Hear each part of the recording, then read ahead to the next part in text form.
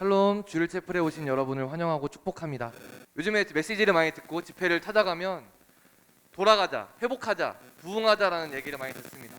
그럼 우리가 어디로 돌아가야 되는 걸까요? 단순히 코로나 이전으로나 아니면 1970년도로 돌아가는 것이 아니라 초대교회로, 성령이 처음 역사하셨던 초대교회로 돌아가자는 말을 많이 듣습니다. 초대교회의 역사를 보면 인원수가 많아지기도 했고 또 많은 사람들이 예수님을 믿기도 했습니다. 그러나 그것이 초대교회의 역사일까요? 그것은 초대교회의 역사의 결과입니다. 사도행전 2장 44절에는 믿는 사람이 다 함께 있어 모든 물건을 서로 통용하고 재산과 소유를 팔아 각 사람의 필요를 따라 나눠줬다고 했습니다. 초대교회 성령의 역사는 믿는 사람들이 재산과 소유를 팔아 필요를 따라 나눠주고 같이 사용했다는 것에 있습니다. 바로 이 사람들이 예수 그리스도로 만족했다는 것입니다. 자기 소유욕이나 과시욕, 그런 것들을 예수님으로 온전히 해결했다는 것이죠. 우리 사역과 프로그램에 예수 그리스도로 만족함이 없다면 그것은 성령의 역사일지 한번 의문을 가져봐야 합니다. 정말로 예수님께서 내 안에 계시기 때문에 더 가지지 않아도 좋습니까? 예수님의 은혜와 사랑이 나를 온전히 태웠기 때문에 순원들에게, 동료 순장에게 내가 쓸 것을, 내 마음의 여유를 나눠주시겠습니까? 이 시간 주일채플 예배로 나오며 이렇게 기도합시다. 예수님으로 만족하고 싶습니다. 세상에 있는 것들을 아무리 영끌해도 만족할 수 없었습니다. 내 힘으로, 내 욕심으로 살아가는 것은 지쳤고 지겹습니다. 그리스도의 사랑과 은혜로 내 영혼을, 내 생명을 채워주소서. 오늘 예배드리며 내 삶의 중심이 되어주시기를 간구하오니 성령의 역사가, 하나님이 하시는 일이 내 삶에, 내 순회, 내 캠퍼스에 가득하게 하소서. 함께 기도합시다. 주 하나님 감사합니다. 우리에게 정말로 성령의 역사가 있게 하여 주시옵소서. 우리가 예수님으로 만족함이 있게 하여 주시옵소서. 예수님으로 만족하여서 이 사역을 해나가게 하여 주시옵소서. 그리스도의 사랑과 은혜로 내 영혼을, 내 생활을 채워주시옵소서. 오늘 예배를 통해서 예수님을 내 삶의 중심으로 고백하면서 살아가게 하여 주시옵소서.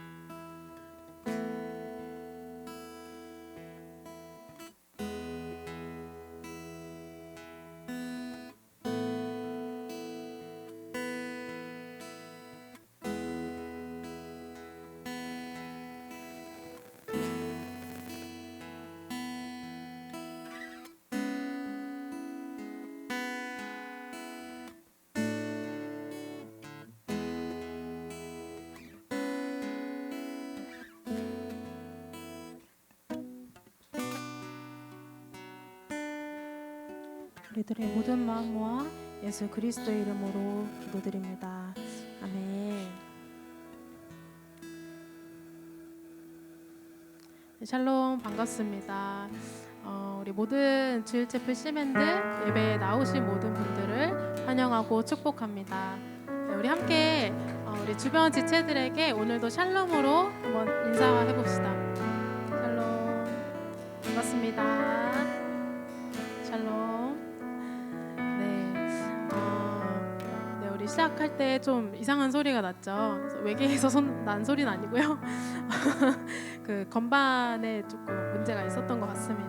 그래서 예배할 때 좀 문제가 또 생길 수도 있지만 여러분 그러나 하나님께 예배하는 마음으로 계속하여서 찬양을 묵상하면서 자유롭게 이렇게 찬양하면 좋겠습니다.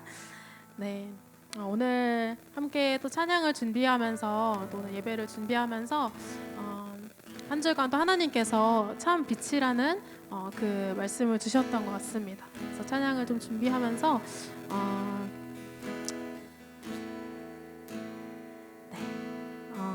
말씀을 묵상하면서 이제 간사 수련회를 좀 다녀왔거든요. 그래서 다시 한번 좀 부르심에 대해서 고민하고 하나님이 또 나에게 어떠한 간사의 삶을 살도록 하실까 하면 하나님 앞에서 기도하는 시간들을 가지면서 다시 한번 그 처음 부르셨던 그 마음을 돌이키게 하셨던 것 같습니다. 여러분은 어떤 소망으로 삶을 살아가시나요? 일주일의 삶을 이제 지나오면서 우리 방금 시작 기도했던 것처럼 나의 삶의 주인이 그리고 우리가 하는 모든 사역과 프로그램의 주인이 참 예수 그리스도신지 우리 한번 돌아보며 그것을 다시 한번 하나님께 그 자리를 내어드리면서 주님만이 나의 참된 만족 되십니다. 나의 삶의 빛으로 생명으로 찾아와 주신 주님 감사합니다. 사랑합니다. 이런 마음의 고백으로 오늘도 함께 예배와 찬양 앞에 나아가면 좋겠습니다. 네, 함께 가능하신 분들은 일어나셔서 함께 기쁨으로 찬양하며 나아갑시다.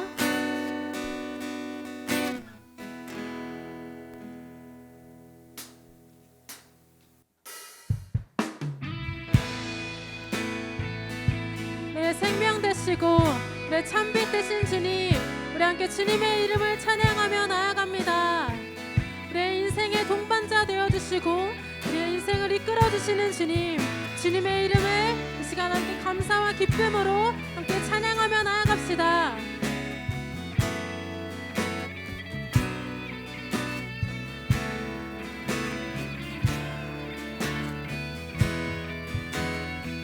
함께 찬양합시다. 예수 우리들의 밝은 빛, 예수 우리들의 밝은 빛, 은혜와 긍휼을 베푸시는 주, 그의 길을 따라가는 주의 자녀들에게 항상 밝은 빛을 비추시네. 그는 구원의 주 하나님, 그는 구원의 주 하나님, 공의로 세상을 다스리시네. 주를 경외하는 자들에게, 주를 경외하는 자들에게 부어주시는 놀라운 주님의 영광. 하늘에서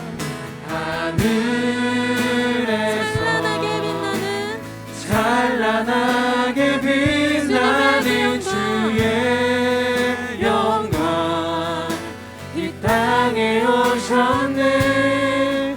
어둠을 밝히고 새 생명 주시네. 영원히 빛나는 나의 예수님,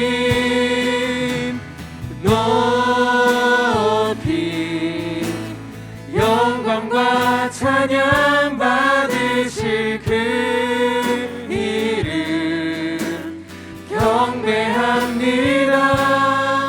슬픔을 거두고 내게 자유 주시네. 기쁨의 노래를 영원한 나의 빛,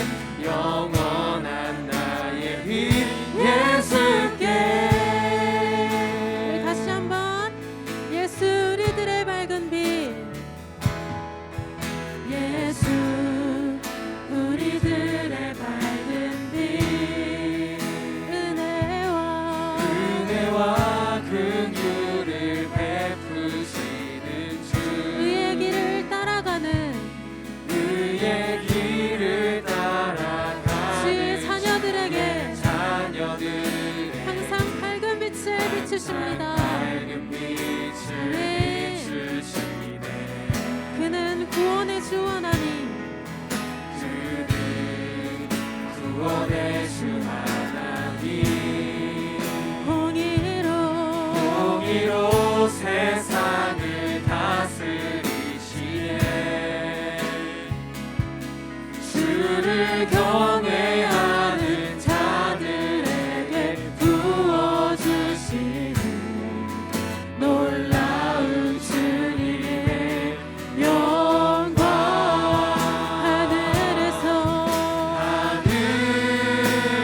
찬란하게 빛나는 찬란하게 빛나는 주의 영광. 이 땅에 오셨네. 어둠을 밝히고 새 생명 주시네. 영원히 빛나는 나의 예수님 나의 예수님. 높이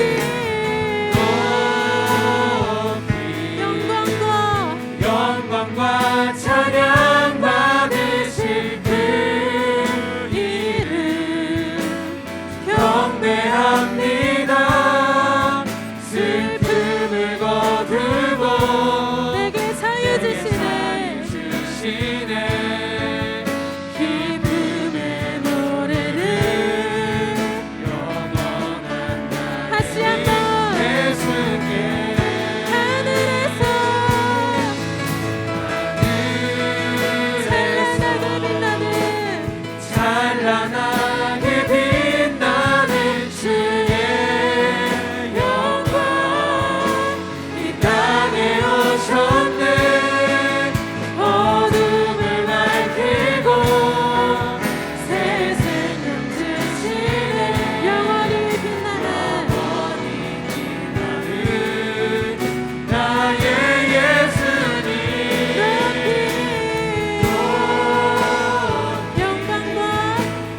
영광과 찬양 받으실 그 이름 경배합니다. 슬픔을 거두고 내게 자유 주시네. 기쁨의 영원한 나의 빛. 우리 마지막으로 두 손 들고 고백합시다. 하늘에서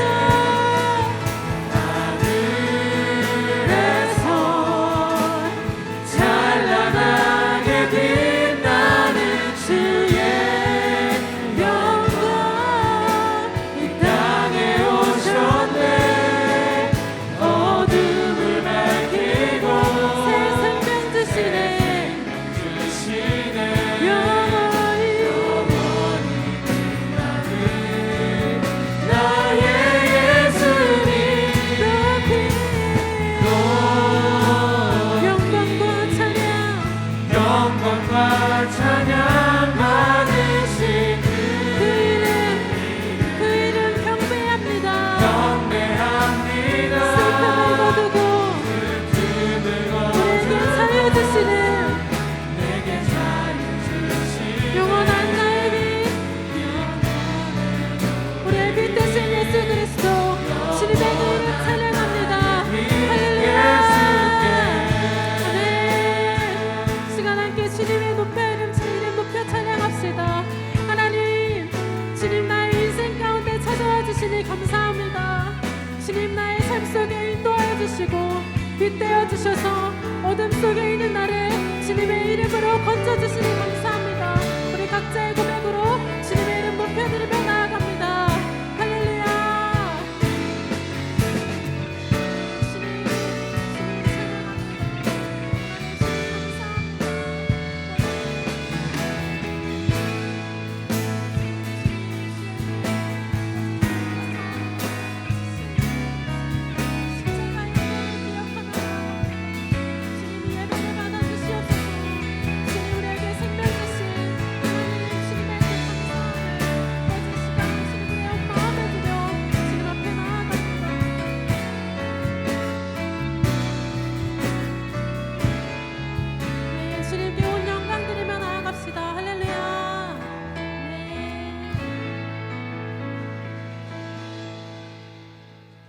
함께 계속해서 주님께 기쁨으로 나아가시겠습니다.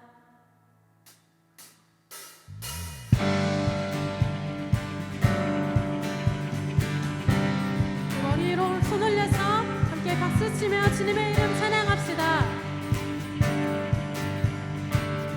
주의 선하심과 주의 선하심과 진실함을 담기 원해. 그의 빛으로 나갈 때 그 손끝 닮아가네. 빛을 닮아갈 때 빛을 닮아갈 때 주가 주신 자유 자유함으로 옳은 대로 돌아와서 별같이 비추네. 빛으로 비추시네. 어둠이 드러나고 나를 숨은 허물에서 나를 숨은 허물에서 벗어나게 하시네. 빛으로 일어서네. 어둠이 밝혀지고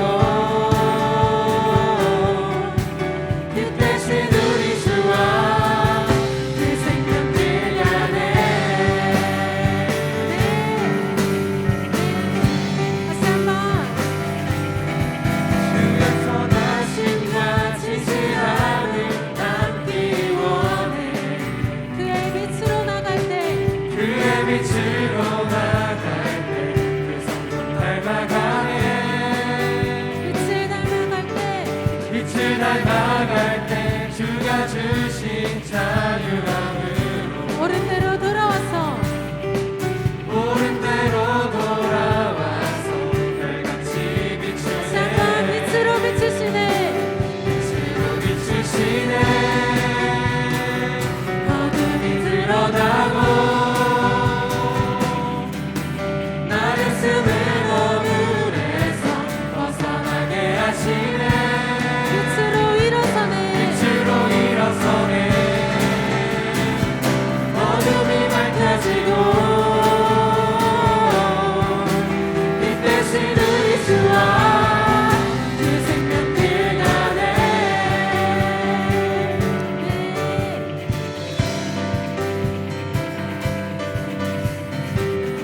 내 영혼아 일어나 주의 빛 발하라. 주의 영광이 우리 위에 임하였네. 내 영혼아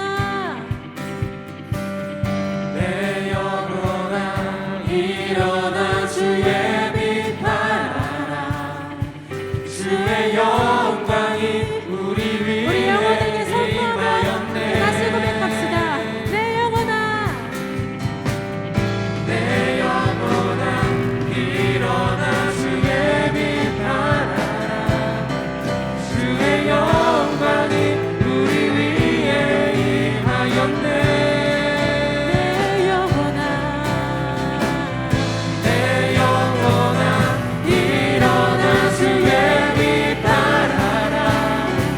주의 영광이 우리 위에 임하였네. 빛으로 비추시네. 박수 치며 어둠이 드러나고 나를 숨은 허물에서 벗어나게 하시네. 빛으로 일어서네. 빛으로 일어서네. 어둠이 밝혀지고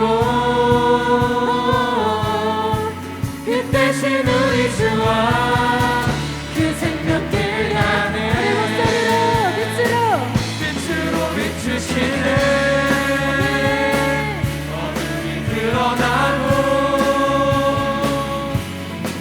나를 숨은 허물에서 벗어나게 하시네. 빛으로 일어서네. 빛으로 일어서네.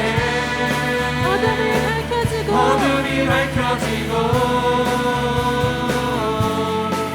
빛 대신 우리 주와 그 생명길 가네. 내게 생명으로 여기 빛으로 찾아오신 주의 이름 찬양합니다. 할렐루야. 주시옵소서. 내 온 찬양을 받아 주시옵소서. 아멘.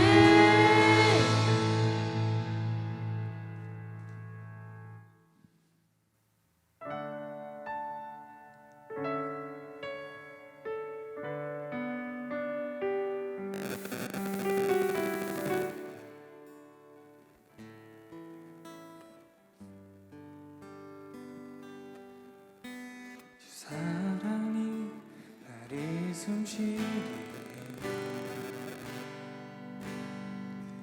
세상 그 어떤 어려움 속에도 주 은혜로 나를 돌보시며 세상 끝날까지 지켜주시네.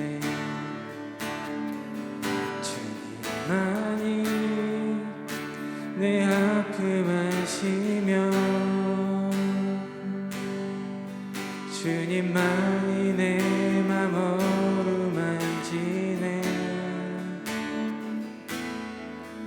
어느 누구도 나를 향하신 주님의 사랑을 끊을 수 없네. 주님만이 내 능력이시며 주님만이 나의 구원이시네. 어느 누구도 나를 향하신 주님의 사랑을 끊을 수 없네. 다시 한번 주 사랑이 나를 숨쉬게 해. 주 사랑이 나를 숨쉬게 세상 그 어떤 어려움 속에도 세상 그 어떤 어려움 속에도 주 은혜로 나를 돌보시며 주 은혜로 나를 돌보시며 세상 끝날까지 지켜주시네. 세상 끝날까지 지켜주시네. 주 사랑이 나를 이끄십니다. 주 사랑이 나를 이끄시네. 내가 갈 수 없는 그곳으로 내가 갈 수 없는 그곳으로 주의 사랑 나를 붙드시며 주의 사랑 나를 붙드시며 세상 끝날까지 인도하십니다. 세상 끝날까지 다시 한번 주 사랑이 나를 숨쉬게 해. 주 사랑이 나를 숨쉬게 해. 세상 그 어떤 어려움 속에도 주 은혜로 주 은혜로 나를 돌보시며 세상 끝날까지 세상 끝날까지 마음의 고백으로 지켜주시네. 주 사랑이 나를 이끄시네. 주 사랑이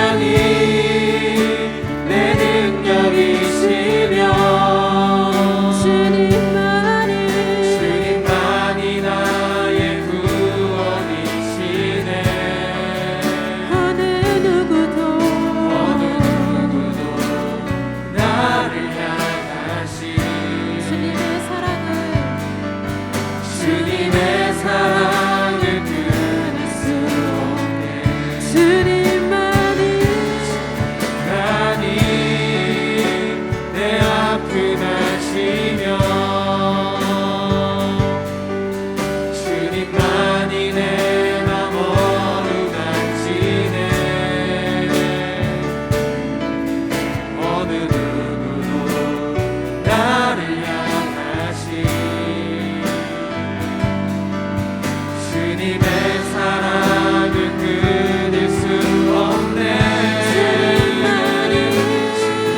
주님만이 내 능력이시며 주님만이 나의 구원이시네. 어느 누구도 나를 향하신 주님의 사랑을 끊을 수 없네. 주님만이 내 아픔 아시며 주님만이 내 맘 어루만지네. 어느 누구도 나를 향하신 주님의 사랑을 끊을 수 없네. 주님만이 내 아픔 아시며 내 아픔 아시며 주님만이 내 맘 어루만지네. 주님만이 내 맘 어루만지네. 어느 누구도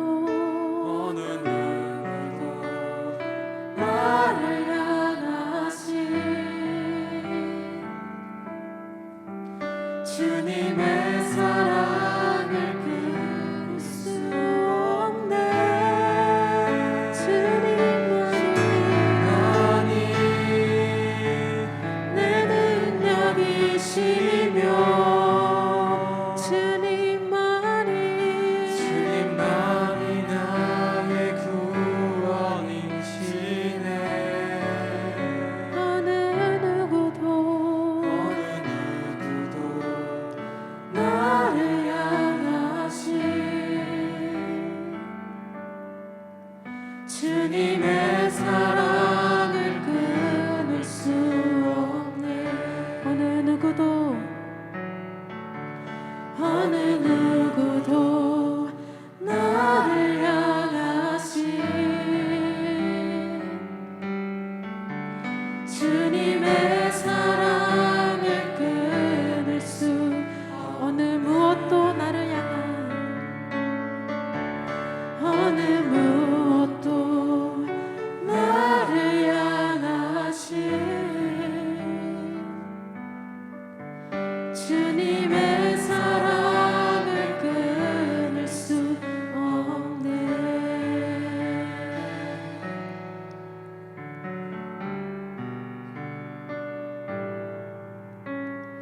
은혜로 날 보듬으시고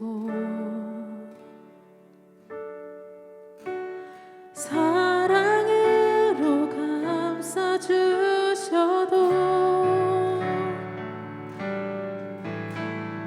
내 마음 한 자락도 믿기지 못하는 이 모습 부끄럽습니다. 따스한 곁을 내어주신 따스한 곁을 내어주신 주님 앞에 나아갑니다. 주님 앞에 나아갑니다.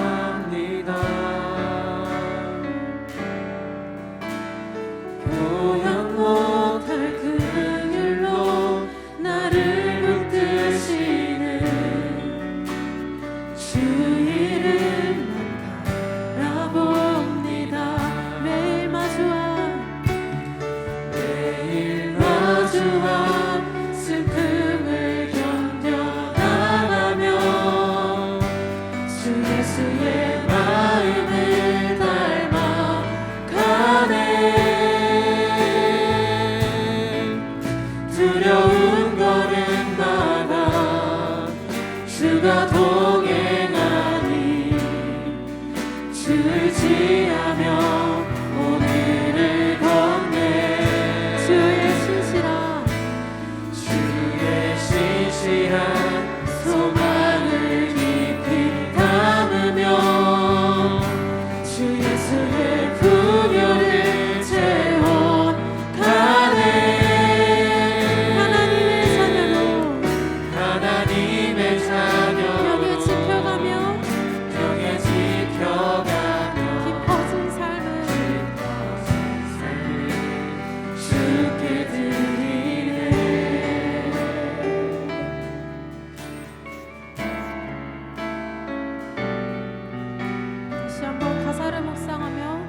2절의 가사로 함께 고백합시다.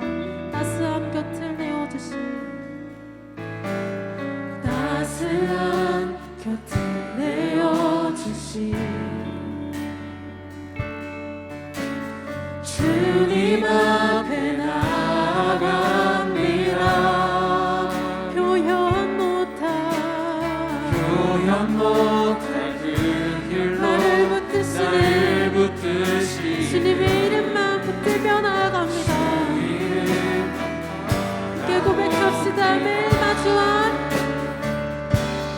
매일 마주한 슬픔을 견뎌 나가며 주 예수의 마음을 닮아가네. 두려운 걸음마다 주가 동행하니 주지하며 오늘을 걷네. 주의 신실한 소망을 깊이 담으며 주 예수의 풍요를 채워가네. 하나님의 자녀로 명예 지켜가며 깊어진 삶을 주께 우리 두 손 들고 매일 마주한 슬픔을 견뎌 나가며 주 예수의 마음을 닮아갑니다. 우리의 두려운 한 걸음마다 주가 동행하니 주님의 이름을 지하며 나아갑니다. 오늘을 걷네. 주의 신실한 소망을 깊이 담으며 주의 풍요를 채워가네. 하나님의 자녀로 명예 지켜가며 깊어진 우리 함께 고백합시다. 주의 신실한 소망을 깊이 담으며 주의 신실한 소망을 깊이 담으며 주 예수의 풍요를 채워가네.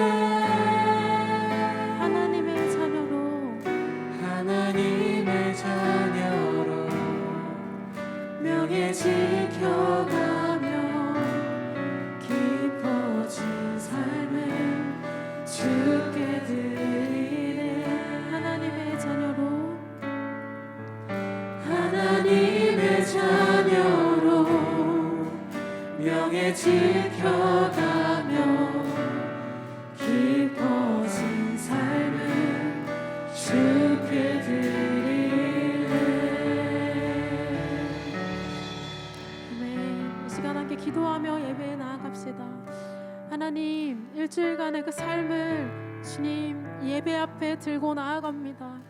주님, 나의 삶 가운데 주님의 최우선으로 여기지 않았던 그 모든 순간들 회개하며 나아갑니다.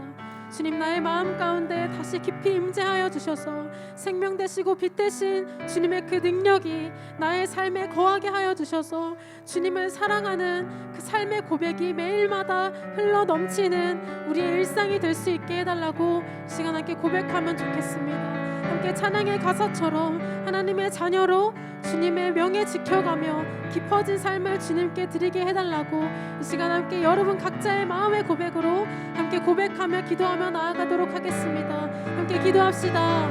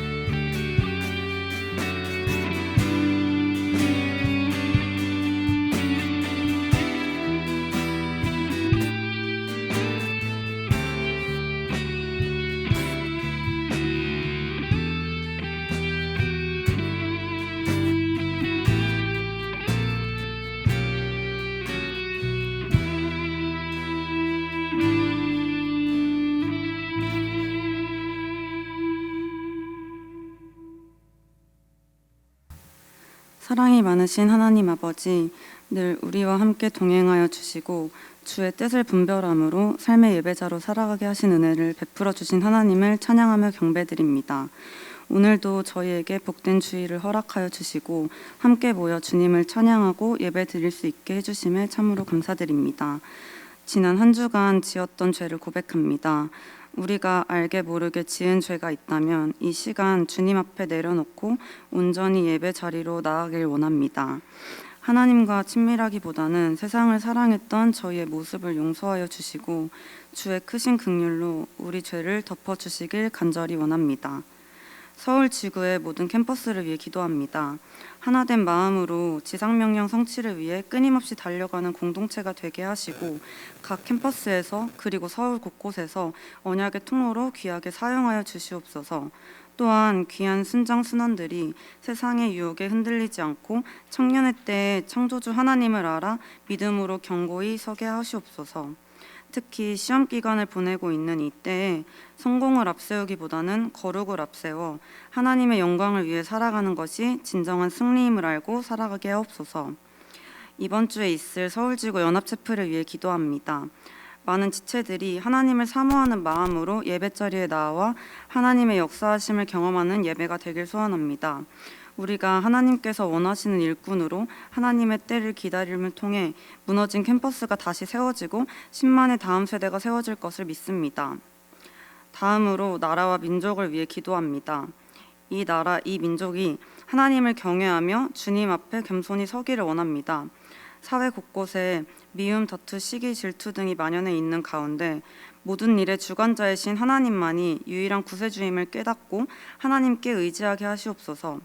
또한 하나님을 아는 기쁨을 모른 채 점점 개인주의로 변해가는 세대 속에서 나에게로 집중된 시선을 타인에게 내어주게 하시고 하나님 안에서 더불어 살아가는 공동체가 되게 하시옵소서.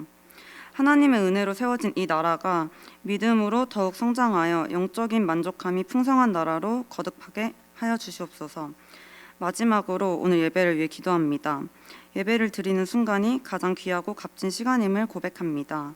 지금 이 시간 저희의 몸과 마음을 다해 예배 드릴 수 있도록 인도하여 주시고 이 예배를 통해 오직 주님만이 영광과 찬양 받으시기를 간절히 원합니다. 저희가 모든 염려와 근심을 내려놓고 온전히 예배에 집중해 주님이 주시는 복을 누릴 수 있도록 도와주시옵소서. 끝으로 주님의 말씀을 전하시는 박선민 목사님께 영육간의 강건함을 부어주시고 하나님의 말씀을 올바르게 전달할 수 있도록 지혜를 허락하여 주시옵소서. 이 모든 말씀 살아계신 우리 주 예수 그리스도의 이름으로 기도하였습니다. 아멘.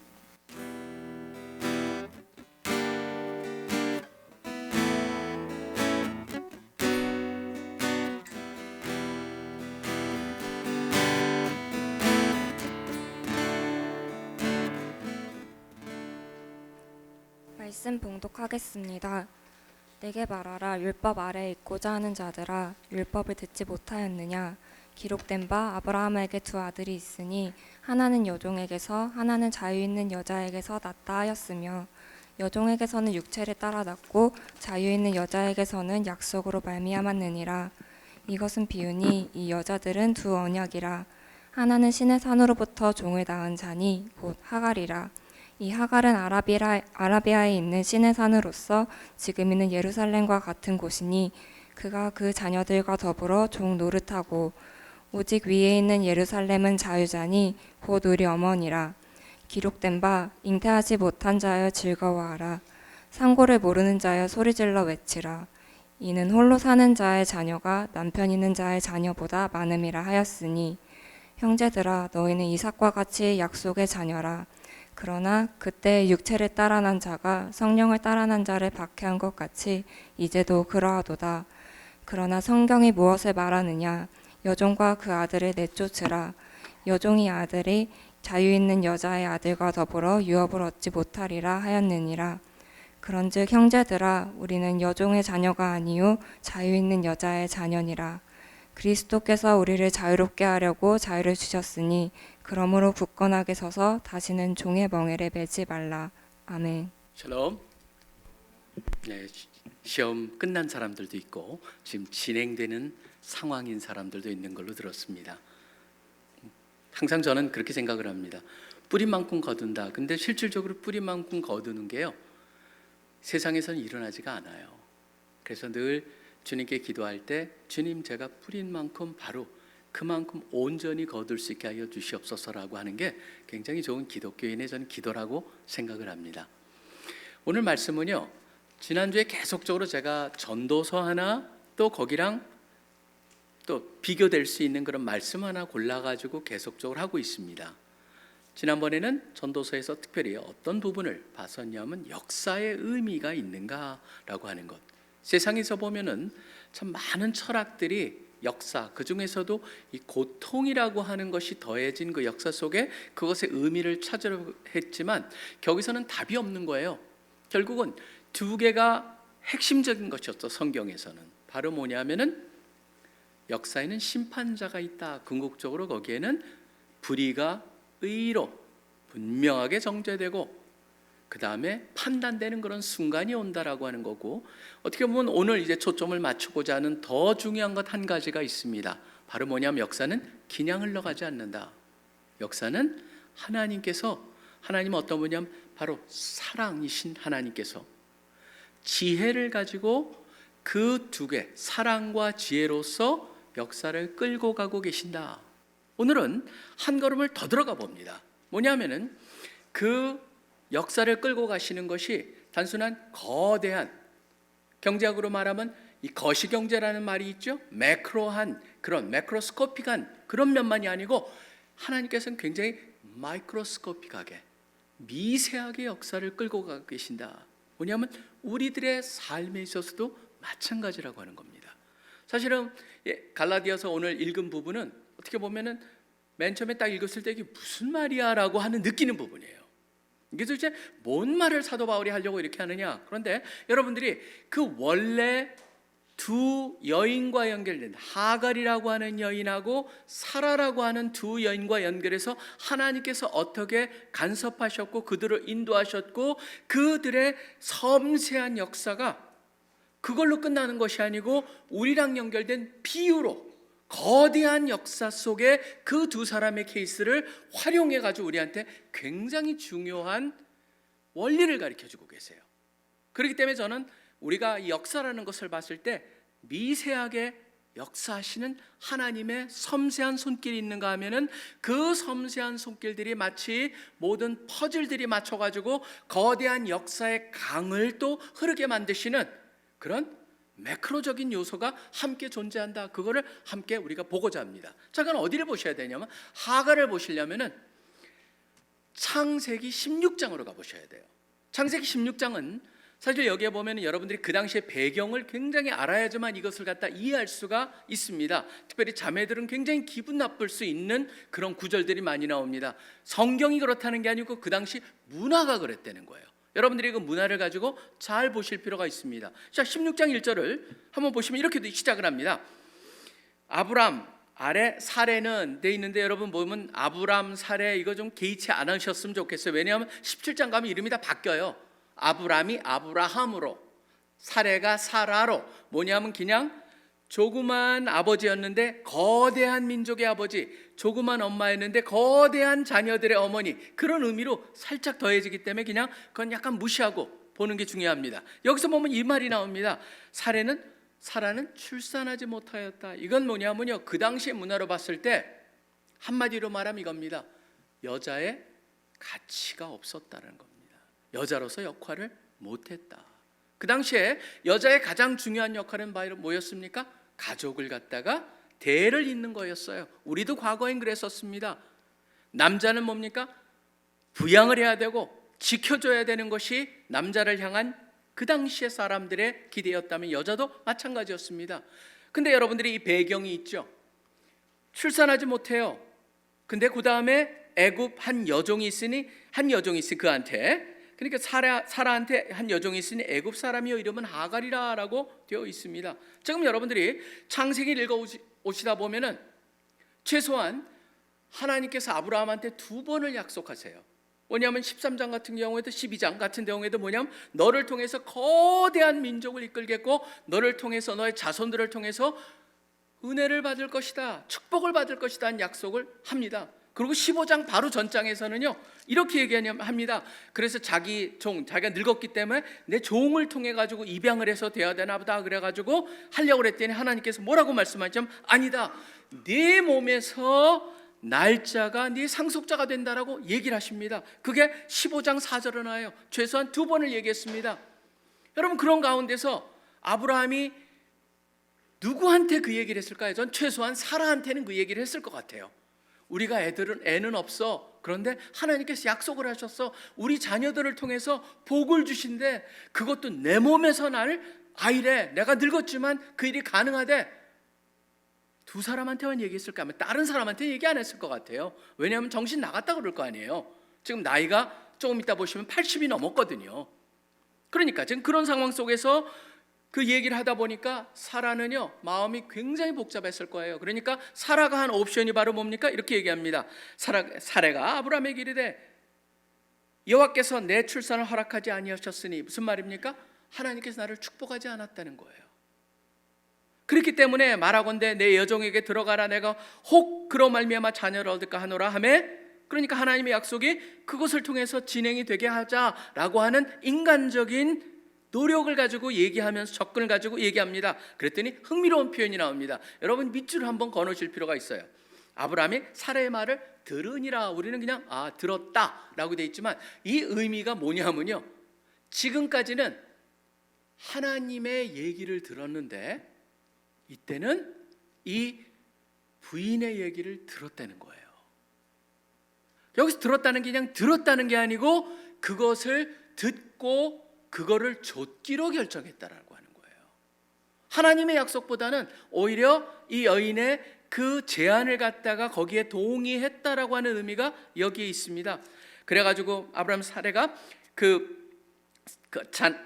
부인이 하갈을 갖다 남편에게 아브라함에게 첩으로 준 때는 아브라함이 가나안 땅에 거주한 지 70년 후였더라라고 하고, 그 다음에 아브라함이 하갈과 동침할 땐 하갈이 임신함에 그가 자신의 임신함을 알고 그의 여주인을 멸시한지라. 여기 보면 멸시란 단어가 나오는데 우리한테는 그냥 이렇게 단순하게 표현했지만 히브리어는요 굉장히 그래픽합니다. 그림을 그리듯이. 뭐냐면 그녀의 눈에는 사라가 낮게 보였다 이렇게 표현이 되어 있어요. 거기 보면 있는 그대로 뭡니까? 그 당시 여러분들이 여기 잘 보셔야 돼요. 단순한 하갈이 교만해졌다가 아닙니다. 여기서 우리가 참 많은 것을 생각하게 만드는데요, 그 당시에 여자의 가치는 자녀를 얼마나 낳느냐로 사회가 평가를 했던 때였어요. 그러다 보니까 임신하는 순간 하갈은 어떤 생각이 듭니까? 내가 저 여자보다 나아라고 하는 생각을 갖게 된 것이죠. 그걸 가지고 멸시하기 시작합니다. 사례가 모욕을 받습니다. 그러고 나서 5절에 보면 이렇게 얘기합니다. 당신이 받아야 옳다. 왜냐하면 아브라함을 향해서 얘기합니다. 당신이 받아야지 왜 내가 받냐. 그러면서 나는 나의 여종을 당신의 품에 주었는데 이런 일이 일어나지 않냐라고 얘기합니다. 그러니까 아브라함이 여기서 보면은 참 아브라함이 약한 모습을 보여줍니다. 부인의 말에 동의를 했죠. 더 나가서 뭐라고 합니까? It's your problem이라고 얘기해요. 6절에 보시면은 당신 여종은 당신의 수중이 있으니 당신의 눈에 좋을 대로 그에게 행하라 라고 얘기를 합니다.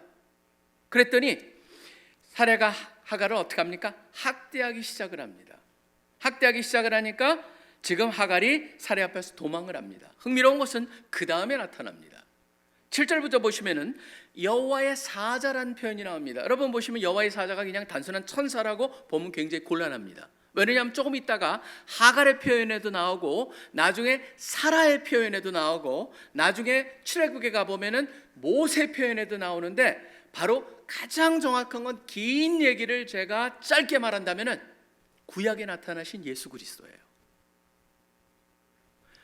천사의 모습으로 천사 형태로 나타나지만 모든 천사는요 경배를 거부합니다.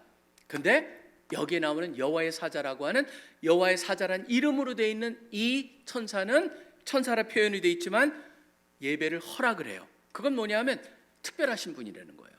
그러니까 여러분들이 하나님을 보시면은 사람들이 죽지만 하나님께서 어떤 모습으로 나타날 때 그러니까 구약에서 예수 그리스도랑 가장 가까운 분을 찾는다면 바로 여호와의 사자라고 하는 표현을 볼 수가 있다라고 여러분들이 기억하시면 됩니다. 나중에도 제가 여러 번 말씀을 드리겠습니다. 여호와의 사자가 그 하갈을 만납니다. 그러고 나서 묻습니다. 사라의 여종 하갈아, 네가 어디서 왔으며 어디로 가느냐?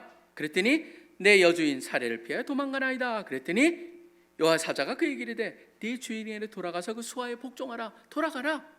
그 일이 네가 살 길이다. 그랬더니 여호와의 사자가 또 그에게 이르되 내가 네 씨를 크게 번성하여 그 수가 많아 셀 수 없게 하리라. 뭐냐면 너의 자녀를 통해서도 축복을 하리라라고 하는 얘기를 해요. 근데 그 축복은요, 단순한 번식의 축복이에요. 여러분들이 좀 이따 보시면 알 수가 있습니다. 11절에 보시면은 여호와의 사자가 또 그에게 이르시되 내가 임신하여 아들을 낳으리니 그 이름을 이스마엘이라 하리라. 이스마엘은 하나님께서 들었다라고 하는 의미입니다. 뭐를 들으셨냐 하면은 기도를 들었다가 아니에요. 여러분 이것도 잘 보셔야 됩니다. 여호와께서 네 고통을 들으셨다라고 되어 있습니다.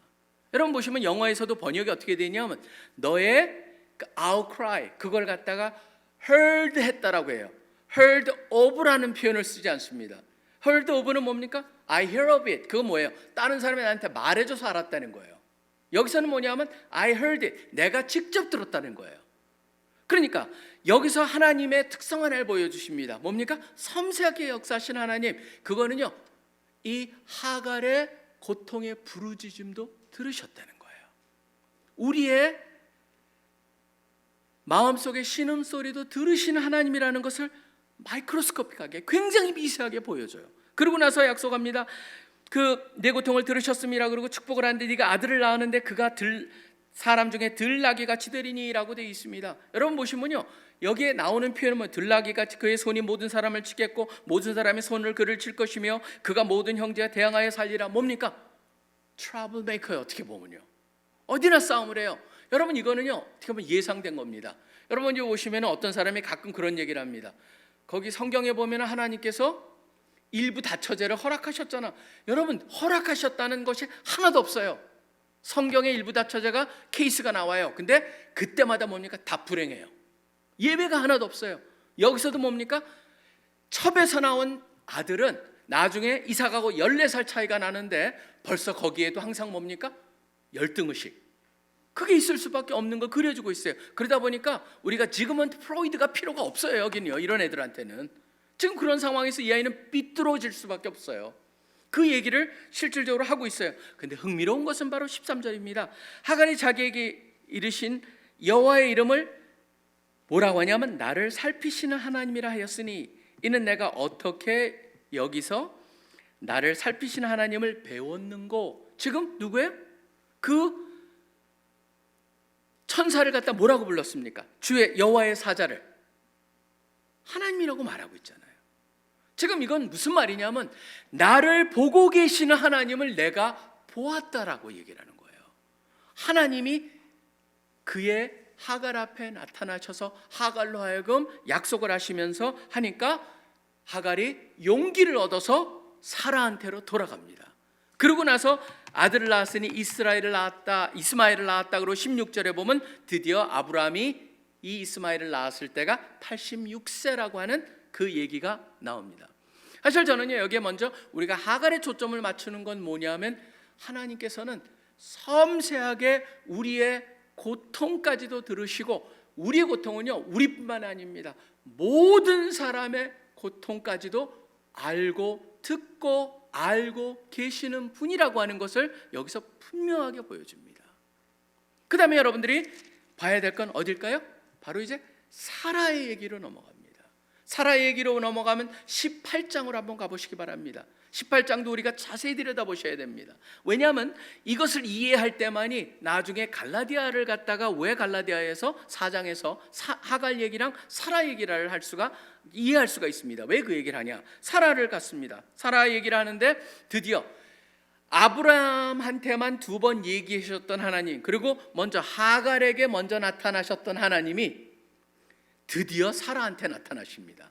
사라한테 나타나는데 여기서도 굉장히 하나님께서 얼마나 섬세하신 분인가를 보여줍니다. 하나님의 특징적인 상황을 보여주는데요, 전 그렇기 때문에 미세한 이 하나님의 역사를 여러분들이 여러분의 것으로 이해하고 믿으며 기대하며 살아가는 것이 우리 기독교인의 믿는 사람들의 삶의 방법이라고 생각을 하는 거예요. 지금 보면은 그 태도를 알 수가 있습니다. 먼저 여호와께서 마물의 상수리 나무들이 있는 곳에서 아브라함에 나타나십니다. 굉장히 더운 날이었습니다. 대낮이었습니다. 근데 아브라함이 멀리서 보니까 그 나무 밑에 있는 거예요. 사람들이 세 사람이 있어요. 그러니까 막 달려갑니다. 그러고 나서 2절에 보면 몸을 땅에 굽혀서 이르되 내 주여 내가 주께 은혜를 입었사하면 원하건대 종을 떠나 지나지 마옵소서. 이걸 잘못 이해하면은 이게 뭔가 모양이 특별한 사람들이었나 보다 그렇게 생각하면 곤란해요. 여러분, 이거가요 바로 그 유목민들의 하나 특징이에요. 저도 이스라엘을 가잖아요. 여러분들이 보시면은 유목민들이 있어요. 지금도 사는데 어디나 마찬가지입니다. 공통적인 중동 지역의 유목민들은요, 외부 사람들이 오면 거의 만나질 않기 때문에 만나면은요 너무너무 친절하게 잘해줍니다. 지금 여기서도 보면은 지금 아브라함이 뭐를 인정하는 거냐면은 진짜 귀한 분들이 왔다. 귀한 분들 앞에 가서 영접하며 몸을 굽히고 그 다음에 떠나지 마시옵시고 거기 계십시오. 나무 아래 계십시오. 내가 발 씻을 물을 갖다 놓겠습니다. 그 다음에 사라한테 얘기하면서 밀가루로 반죽을 해가지고 빵을 만들어라 얘기하고 심지어 어디까지냐면 송아지를 잡아라. 그게 바로 7절까지 나와요. 송아지를 잡아라라고 해가지고 주니 그가 급히 요리한지라 아브라함이 거기다가 이제 요구르트죠, 치즈 같은 거, 엉킨 젖과 우유와 하인이 요리한 송아지를 가져다가 그들 앞에 차려놓고 나무 아래 모셔서서 섬에 그들이 먹으리라. 그래서 먹습니다. 그 다음부터 시작을 합니다. 그들이 아브라함에게 이르되 네 안에 사라가 어디 있느냐 그랬더니 아브라함이 얘기합니다. 장막 안에 있습니다. 그러니까 우리로 하면은 지금 집 안에 있어요, 그런 것이죠. 그러니까 그가 이르시되라고 했는데 여기 그가 조금 있으면 주님이라고 바뀝니다. 이름이 그가, 그러니까 천사 중에 거기 세 사람 중에 하나인 이가 내년 이맘때 내가 반드시 네게로 돌아오르니 네 안에 사라에게 아들이 있으리라 하시니 사라가 그 뒤 장막 문에서 그걸 듣더라. 그러니까 들었더니 뭐라고 합니까? 아브라함과 사라는 나이가 많이 늙었고 지금 언제냐면 이게 여러분 보시면 아까 86세였잖아요. 지금 99세예요. 여기가요. 아브라함이.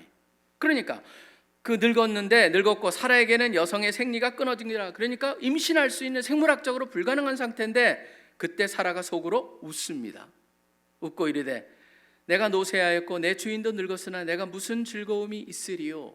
여기서 즐거움이라는 건 단순히 아이를 얻는다는 즐거움이 아니에요. 사실은요, 그건 뭐냐면 어떻게 이 늙은 사람들이 다시 육체적인 관계를 시작하겠느냐라고 하는 것까지도 얘기하고 있는 거예요. 그러니까 사라의 여기서 웃음은 무엇을 의미하고 있습니까? 소망 없음의 웃음이에요.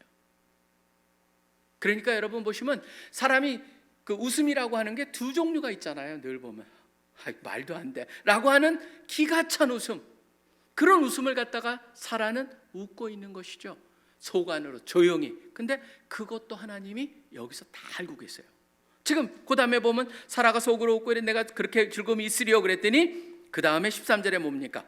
여호와께서로 이름이 바뀌잖아요. 아까 그 사자였다라고 돼 있는데 여호와께서 아브라함에게 이르시되 사라가 왜 웃으며 이르기를 내가 늙었거늘 어떻게 아들을 낳으려 하느냐. 그때 여호와께서 능치 못할 일이 있겠느냐라고 얘기를 했습니다. 능치 못할 일이라는 표현보다는 정확히 말하면 놀라운 일을 못하겠느냐. 그래서 사람들이 생각하기에 불가능하고 놀라운 일들 그거를 못하겠느냐라고 얘기를 합니다. 기한이 이를 때 내가 네게로 돌아오니 사라에게 아들이 있으리라. 사라가 두려워서 부인하여도 내가 웃지 아니하였나이다. 그러면은 하나님께서 야 웃기지 마, 내가 하나님이야, 그렇게 얘기 안 하세요. 뭐라고 얘기하십니까? 아니라 내가 웃었느니라. 사실은 저는 여기서도 어떤 걸 보냐면 하나님의 굉장히 젠틀한 면을 봐요. 하나님이 역사하시면서 다 알고 계세요. 저 장막 뒤에서 조용히 얘기한 것까지, 자기 스스로한테 얘기한 것까지 다 알고 계시다는 섬세한 하나님. 그리고 그 사라를 향해서 안 웃었어요 그랬는데 아니야 네가 웃었어, 부드럽게 얘기하시는 그 하나님을 여기서 볼 수가 있습니다. 사실 사라의 입장은 아까 우리가 하갈에서도 보았지만 절망이었습니다. 사실은 굉장히 창피한 사건이었어요.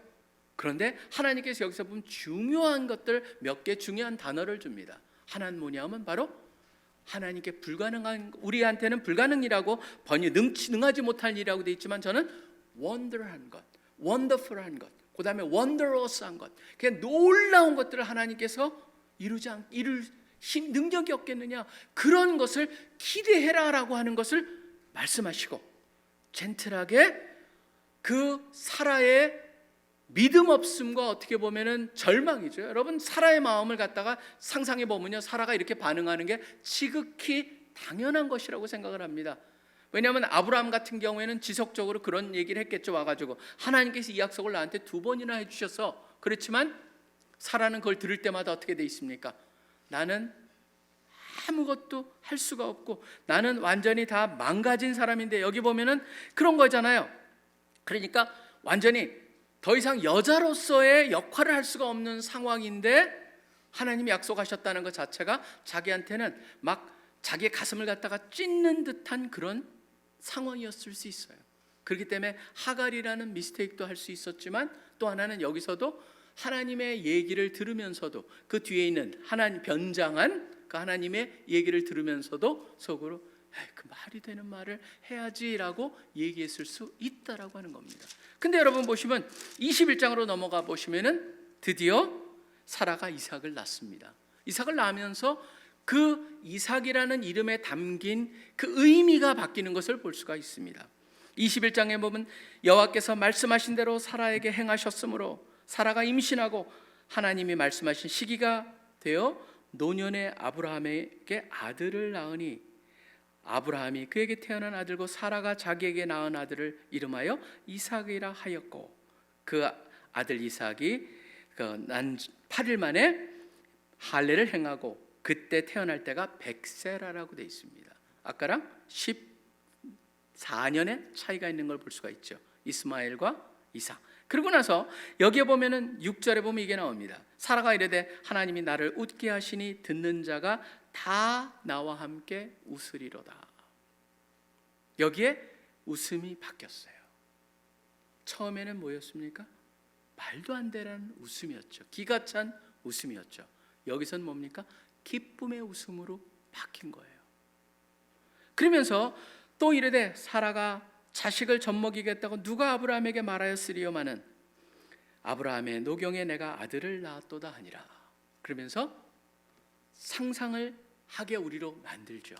하나님께서 주신 그 축복. 이 두 가지 사건은요, 여러분이 다시 이제 갈라디아서로 돌아갑니다. 이 배경을 가지고 다시 한번 이 갈라디아서를 볼 필요가 있습니다. 저는요, 이 갈라디아서에 나와 있는 이 두 개의 사건은 그 개인 하갈이나 사라한테는 다 개인적인 경험이었어요. 근데 우리한테는 뭐로 되어 있냐면은 24절에 보면 이것은 비유니 이 여인들은 두 개의 언약이라고 되어 있습니다. 제가 그래서 아까 그 두 사람한테는 마이크로스코픽하게 미세적으로 역사하신 하나님을 보여주고 있다면은 그것을 통해서 하나님은 진짜 긍휼이 풍성하신 분이구나, 우리의 조그마한 그 신음소리까지도 다 알고 계시는구나. 그러고 나서 사라를 통해서는 우리로 하여금 놀라운 것, 원더풀하고 원더러스한 그런 진짜 우리가 기대할 수 없는 것까지도 기대하라고 말씀하고 계시는구나. 더 나아가서 젠틀하시구나. 그걸 갖다가 사라를 통해서 보여주는 그런 하나님의 섬세함이 있다면 여기는 뭡니까? 거시적인 거예요. 이 두 사건을 통해 가지고 우리한테 뭘 보여줍니까? 바로 두 가지를 보여줍니다. 하나는 뭐냐면 하갈을 통해서 뭐예요? 인간의 정체성을 분명히 하는, 세상이 말하는, 세상이 중요하다고 여기는 그것을 가지고 살아갔을 때 우리는 거기에는 참 기쁨과 온전함이 없다는 걸 보여주죠. 하갈의 케이스가 바로 뭐였습니까? 하갈은요, 사라를 통해서 인간적인 방법으로 하나님의 약속이 이루어질 것 같이 만들었습니다. 그리고 하갈이 교만해졌던 이유는 뭡니까? 단순한 개인적인 교만이 아니었어요. 여러분, 하갈이 아들을 낳기 때문에, 아들 때문에 교만해진 게 아니고 아들은 중요하지가 않아요. 하갈은요, 뭐가 중요합니까? 바로 아들을 낳았다는 그 사실 때문에 자기가 중요해진 거예요. 이 세상에 보면은 이런 유사한 것들이 참 많습니다. 결혼을 하지 않으면은, 자녀를 낳지 않으면은, 그다음에 무엇을 하지 않으면은 너는 훌륭한 사람이 아니야라고 하는 것. 학벌이 어디가 되고 뭐가 되고 세상마다요, 다 그런 것들이 세상의 문화 속에서 그런 것이 있어요. 그러다 보니까 요새 젊은이들도 명절 때 집에 잘 안 간다고 그러잖아요. 안 간다고 하는 게 바로 뭐냐면 취직은 어떠냐, 뭐 결혼은 했냐, 맨날 그런 거 가지고 묻는 이유가 뭐예요? 그게 전통적으로 가지고 있던 그 사람에 대한 평가였어요. 그걸 가지고 그걸 한다고 그래가지고 달라집니까? 아니에요. 그건 어떻게 보면은요, 우리의 정체성에서 그리 중요하지 않은 게 있을 수 있는데 어느 정도는 좋은 것이다, 그런데 이것을 가장 중요한 것으로 만들어버리는 세상의 문제점을 하갈을 통해서 보여주죠. 하갈을 통해서 보여주면서 결국은 사도 바울이 왜 하갈의 얘기를 끌고 옵니까? 많은 사람들이 그 당시에 자기가 의로운 행동을 통해서 하나님께 인정을 받고 구원함을 얻을 수 있다는 착각 속에서 살아가는 사람들을 염두에 두면서 하갈의 케이스를 끌어온 것이죠. 사라의 케이스는 완전히 달랐습니다. 사라도 실수는 했지만 사라는 결국은 그 이삭을 낳고 그 이삭을 통해서 하나님께서 예수 그리스도가 오게 한 그 모든 역사에 뭐를 보여주는 거예요? 결국은 구원의 핵심은 하나님으로서 나타난다. 그러면서 왜 이거를 강조하냐면 여기 한번 참 흥미로운 게 있습니다. 27절을 보시기 바랍니다. 이사야서 54장 1절 얘기를 하고 있어요. 그러면서 이렇게 얘기합니다. 잉태하지 못한 자여 즐거워하라. 산고를 모르는 자여 소리질러 외치라. 이는 홀로 사는 자의 자녀가 남편 있는 자의 자녀보다 많음이라. 왜 이 얘기를 갑자기 할까요? 전 이게 참 특별하다고 생각했습니다. 결론적으로 우리한테 남는 영원한 가치 있는 것은 하나님으로부터 온다라는 것을 가르쳐주고 있죠. 사실은 예수님도 마찬가지였습니다. 마가복음 3장에 보면 예수님께서 막 가르치고 계시는데 우리 제자들이 얘기해요. 주여, 그 선생님이요, 선생님의 어머니랑 형제들이 밖에 와 있습니다. 그랬더니 누가 내 어머니며 내 형제냐? 바로 열매를 낳는 너희들과 같은 나랑 함께 나의 제자들이 바로 나의 어머니고 나의 형제들이라고 하는 얘기를 그들을 무시한 게 아니죠. 새로운 세상의 시작이었어요. 새로운 세상의 시작은 바로 뭐냐면 여러분들도 지금 이미 결혼을 안 했지만 자녀들이 있는 사람들이 있죠. 순모임을 통해서. 그래서 할아버지 순장, 할머니 순장, 아버지 순장, 어머니 순장, 그런 게 지금 우리 가운데 다 있는, 결국 영원함 속에 남아있는 우리가 우리됨의 진정한 정체성의 핵심은 거기에 있는 것이지, 세상 속에서 여러분이 정체성에 대한 것을 찾기 시작하면 저는 그게 중요하지 않다, 전혀 아닙니다. 이건 또 가치가 있습니다. 그런데 문제가 바로 어디 있냐면 이것을 가장 중요한 것에 놓았을 때 문제들이 생긴다는 거예요. 여러분의 학벌이 그렇습니다. 여러분의 결혼함이 그렇습니다. 자녀가 있음에 그렇습니다. 세상이 말하는 성공이라는 것도 다 마찬가지입니다. 결국 그것을 여러분이 가장 중요한 것으로 삼았을 때 바로 하갈과 같이 그런 경험을 하게 될 것이고, 하나님과의 관계 속에서 온전히 살아가 경험한 그것을 경험했을 때 다른 것이다, 제자리를 찾을 수 있게 된다라고 하는 것을 우리는 이 갈라디아 말씀을 통해서 얻어야 되고, 그것이 온전히 기초가 되어서 다른 것을 볼 때 제대로 볼 수가 있습니다. 그렇기 때문에 사도 바울은 궁극적으로 5장 1절에 무슨 얘기를 하냐면 그리스도께서 우리를 자유롭게 하려고 자유를 주셨으니라고 말하고 있어요. 그래서 그러므로 굳건하게 서서 다시는 종의 멍에를 매지 말라. 무슨 말입니까? 세상에 있는 가치관, 세상에 있는 그 자체를 갖다가 다 무시해라. 그거보다는 제자리를 찾게 해라. 무엇을 통하여서? 예수 그리스도가 부여해 주신 자유함을 가장 우선해 두고, 그런 자유함 속에서 우리가 정체성이 형성이 됐을 때만이 다른 모든 것이 제자리를 찾아간다고 하는 것이죠. 우리 CC를 많이 도우셨던 분 중에 한 분이 빌황이라고 하는 분이 지난번에도 들은 분은 들으셨을 거예요. 그분 같은 경우는 사실은 지금은 알케고스라고 하는 회사가 조금 어려워져가지고 문을 닫았습니다. 근데 그레이스 앤 멀시라는 회사로 계속 재단을 만들어가지고 하나님의 일을 하고 있는데, 그분 같은 경우에는 뭐냐면 헤지펀드를 갖다가 운영하는 회사였어요. 헤지펀드를 운영하는데 돈을 생각하지 않으면 돈을 벌 수가 없는데 성경을 계속적으로 어렸을 때부터 잘못 이해하고 있었다는 거예요. 뭐냐면 돈이 중요하다, 돈이 중요하다, 돈을 중요하지 말게 여겨라라고 하는 얘기를 갖다가 계속 들으니까 부담스럽다는 거예요. 돈을 생각하지 않고 중요하게 여기지 않으면 투자회사는 돈을 벌 수가 없어요. 근데 어느 순간 깨닫기 시작을 했어요. 뭘 깨달았냐면 돈이 중요하다. 그런데 하나님이 더 중요하다라는 위치를 찾고 나니까 그 다음부터 돈이라고 하는 것에 대한, 분명히 돈이 중요하다고 여기지만 돈을 가지고 생각이 좌지우지되는 일은 그분은 없어졌고, 실질적으로 지난번 그 어려운 사건으로 회사가 문을 닫으면서 이분의 개인적인 자산도 이분이 몇 조 원을 가지고 있었지만 재단에 기여한 것 빼놓고 나머지는 다 없어졌어요. 근데 그 사건이 일어나기 전에 그분이 저한테 해주신 말이 있어요. 제가 헤지펀드는 위험하지 않습니까? 위험하면은 혹시라도 다 날릴 수 있잖아요. 그랬더니 그분이 그러셨어요. 우리 장로님이, 황 장로님이, 위험하죠. 위험할 수 있죠. 근데 다 잃어버려도 저에겐 예수님이 있잖아요. 그래서 그 사건을 제가 신문에서 보자마자 우리 장로님한테 문자를 보냈었어요. 장로님, 기도하고 있습니다. 장로님 괜찮으세요? 그랬더니 거기다 목사님 괜찮아요. 계속적으로 기도해 주세요. 사실 여러분, 이걸 갖다가 또 여기랑 연결해 가지고 우리가 다시 보고자 하는 것, 우리의 정체성은요, 우리가 우리의 우리됨은 하나님께서 예수 그리스도에 대한 믿음을 가지고 의롭다고 부여해 주셨기 때문에 새로 태어난 거예요. 그게 믿음을 통해서 새로운 존재가 된 거예요. 그것이 우리 정체성의 가장 기초가 돼야 돼요. 다른 어떤 거는 있어도 되고 없어도 되는 거예요. 근데 있어도 되고 없어도 되는 것 때문에 여러분이 좌절하고 낭망하고 열등의식 갖고 부끄럽게 여기고 그렇게 살아선 안 된다라고 하는 것을 우리는 분명히 알아야 돼요. 그게 바로 믿는 사람과 안 믿는 사람의 차이예요. 하나님께서 그런 모든 것에서 우리에게 자유함을 주셨고 그 자유함을 위해서 예수 그리스도께서 돌아가셨어요. 다시는 그렇기 때문에 그런 것 때문에 우리가 멍해를 쥐고 그것 때문에 우리가 열등의식 있고 때로는 그 왜곡된 자아상을 갖거나 때로는 부풀려진 자부심을 갖거나 그러지 말자라고 하는 거예요. 그러면 참 초라해져요. 하갈과 같이. 그렇기 때문에 우리는 사라와 같이 하나님의 약속, 그거를 입은 사람들이에요.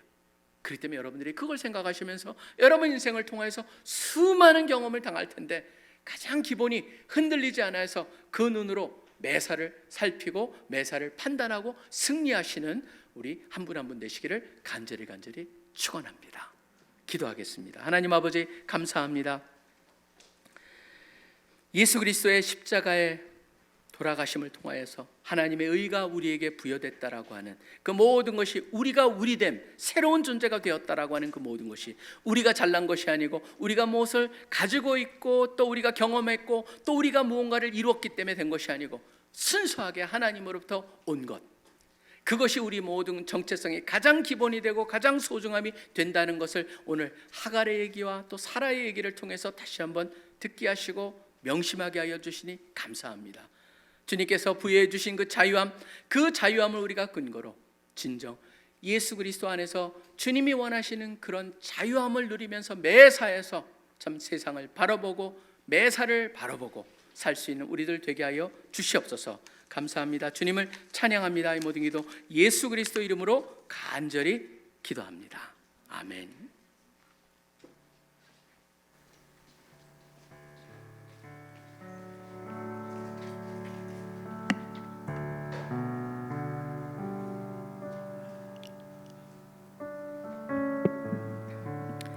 함께 말씀을 두고 기도하길 원합니다. 하나님은 섬세하게 하갈의 고통도 들으시고 소망이 없던 사라에게도 나타나십니다. 모든 것을 아시는 하나님께서 친절하게 우리에게 다가오십니다.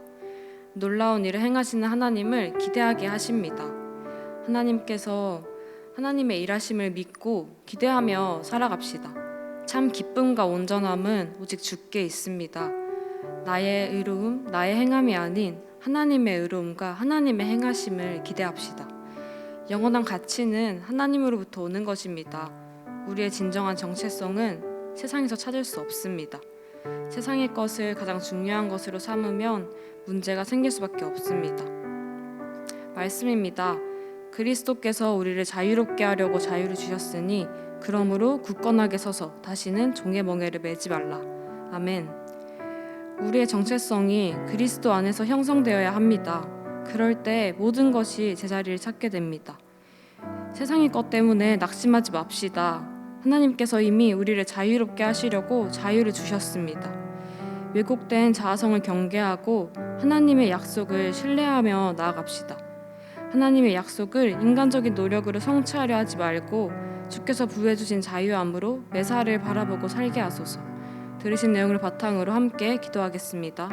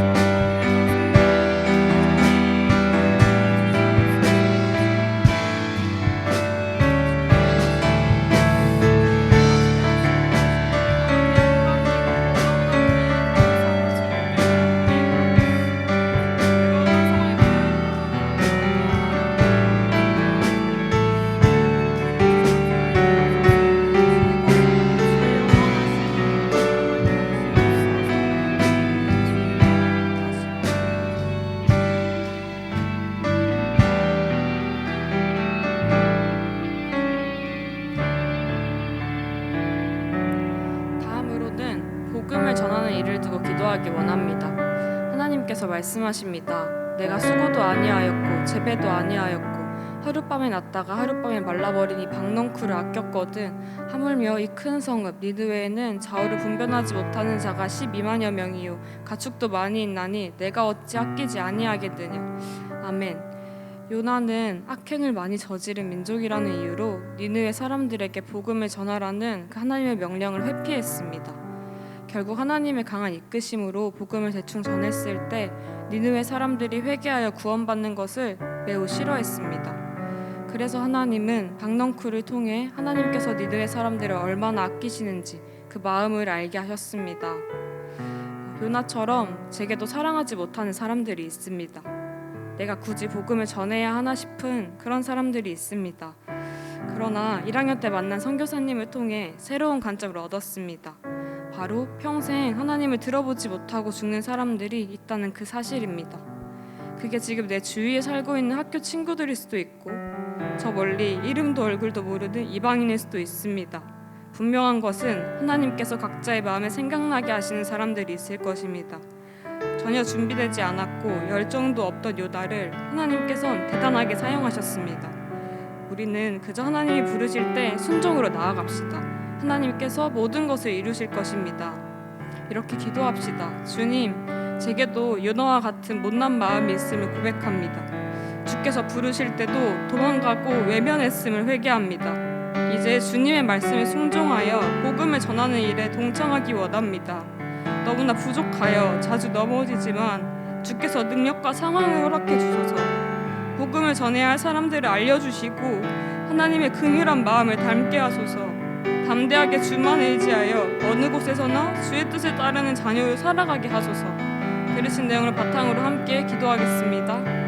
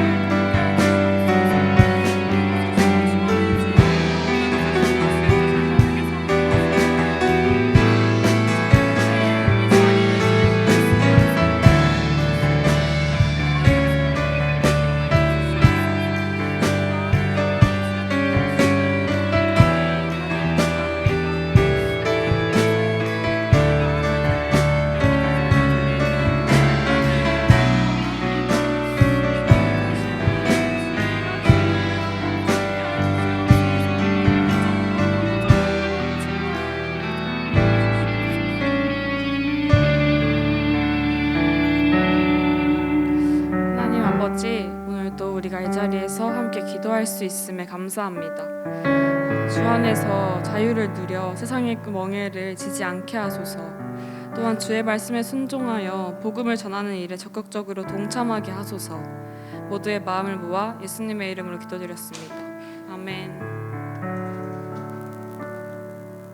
지금은 헌금 시간입니다. 우리의 물질뿐만 아니라 마음까지 드린다는 의미로 함께 일어나셔서 헌금 찬양 드리시겠습니다.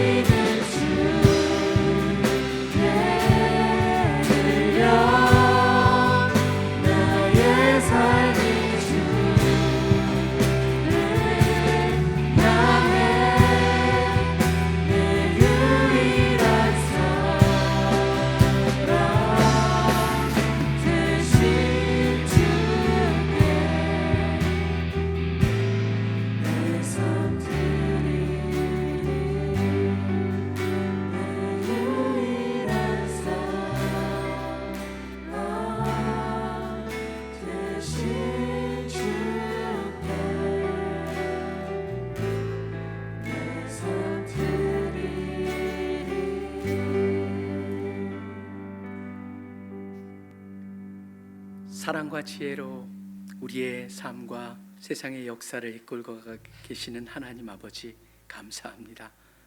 늘 우리의 신음소리까지도 듣고 계시며 우리를 알고 계시며 상황을 아시고 때를 쫓아 주님의 방법으로 역사하신 하나님, 그 하나님을 기대하며 또 놀라운 일이 나에게도 일어날 것이라고 하는 것을 믿으며 우리가 이 세상을 참 넉넉하게 이기는 자들의 삶을 살 수 있도록 도와주시옵소서. 오늘도 우리를 불러주시니 감사하고 말씀하여 주시니 감사합니다. 늘 우리에게 부여해 주신 그 정체성을 잊지 않고 우리가 살아갈 때 모든 것, 우리가 갖고 있는 모든 것 하나도 예외 없이 다 주님으로부터 받고 주님께 허락하신 것이기에 오늘도 또 그 중에 일부를 주님의 나라와 영광을 위해서 드립니다. 귀하고 놀랍게 사용하여 주시옵소서. 지금 우리 주 예수 그리스도의 특별하신 은혜와 하나님 아버지의 무한하신 사랑하심과 성령님의 교제하심의 이 자리에 모여서 함께 예배를 드린 우리 CC의 귀한 형제자매들의 학업과 가정과 하는 모든 일 위에 이제로부터 영원토록 항상 함께하여 주시기를 간절히 축원하옵나이다. 아멘.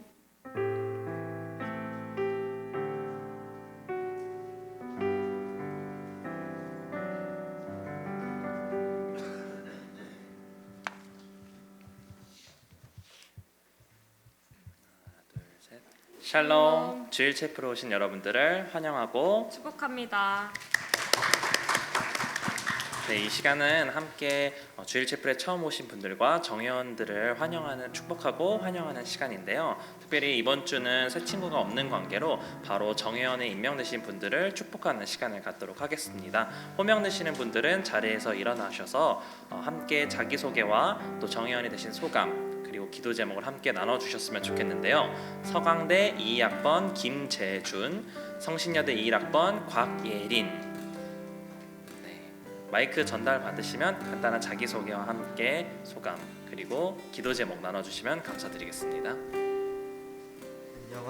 안녕하세요. 서강대학교 22학번 김재준 순원입니다.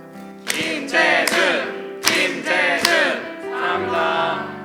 항상 주일 채플 나오면서 같이 찬양하고 기도하면서 은혜를 많이 받는 것 같습니다. 기도 제목은 바쁜 시험 기간에도 항상 하나님과 동행하는 삶을 살았으면 좋겠습니다. 감사합니다.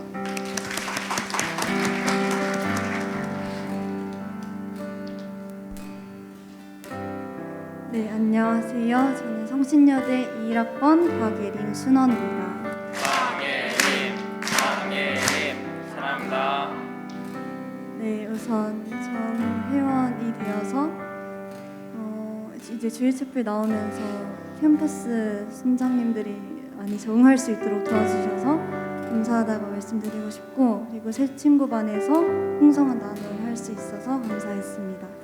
기도 제목은 먼저 첫 번째로는 남은 2022년 그리고 앞으로 삶에서 하나님을 우선시해서 흔들리지 않는 삶을 살고 싶고요.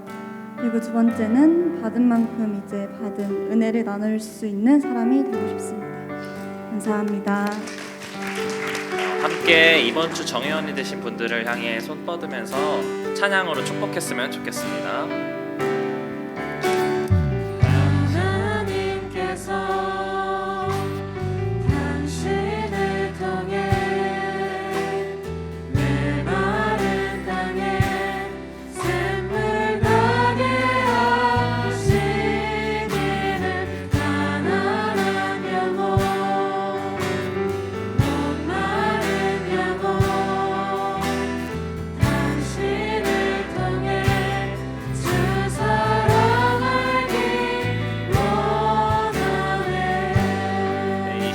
함께 들으신 기도 제목으로 함께 기도하도록 하겠습니다.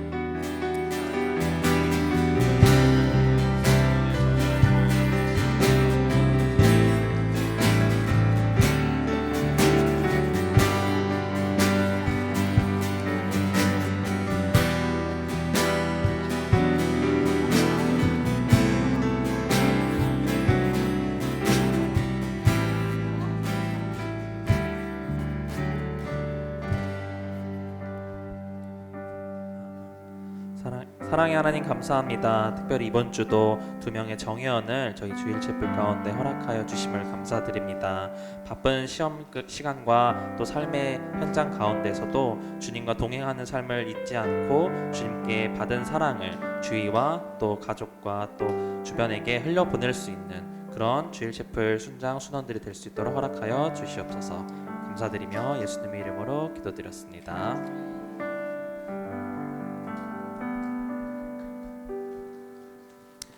네, 이 시간은 광고 시간으로 광고 진행하도록 하겠습니다. 네, 첫 번째 광고는 이번 주 주일 채플 점심 광고입니다. 이번 주 메뉴는 한솥 소불고기 철판 볶음밥입니다. 네, 아래에 나와 있는 계좌 비용으로 식사 비용 3,000원을 점심 플러스 이름으로 꼭 입금 부탁드리겠습니다. 네, 다음 광고입니다. 이번 주까지 중간고사 기간으로 교구 모임은 식교제만 진행되며 새친구반 교육도 따로 진행되지 않습니다. 다음 광고는 주일 채플 찬양팀 워십 파이트와 함께 하실 순장님들을 모집하고 있습니다. 모집 파트는 베이스, 드럼, 일렉, 호산나로 지원과 문의는 아래 번호로 김수정 간사님께 문의해 주시면 감사드리겠습니다. 다음 광고입니다. 이번 주 목요일 10월 27일 오후 7시 30분 정릉 베델교회에서 서울지교가 함께 모여 연합체플을 진행합니다. 모두 기도하는 마음으로 예배 자리에 함께해 주시길 바랍니다. 다다음 주 주일날 11월 첫째 주에 총대 모임이 예정되어 있습니다. 총대표단 순장님들은 함께 모여서 함께 교제하고 또 많은 것들 얻어가는 시간들 되셨으면 좋겠습니다. 또한 그 주 2시에 교구 모임 시간에는 신임 총대표단 순장님들은 일괄적으로 새 친구 교육이 진행될 예정이니 순장님들께서는 알고 계셔 주시면 감사드리겠습니다. 네, 마지막 광고입니다. 정회원이 되신 분들은 예배 외 총단실에서 선물을 받아가시면 되고요. 그리고 박성희 목사님과 사진 촬영이 있으니 의자 정리하지 마시고 바로 앞으로 나오시면 됩니다. 그리고 이제 앞으로 봉사교구에 이제 대신 교구 순장님들께서는 이제 맨 앞줄에 앉아서 주시면 더 감사드리겠습니다. 이렇게 매주 그렇진 않지만 봉사교구를 섬길 때만은 또 앞자리에서 함께 은혜를 사모하셨으면 좋겠습니다. 샬롬, 주일 채플에 오신 여러분들을 축복하고 사랑합니다.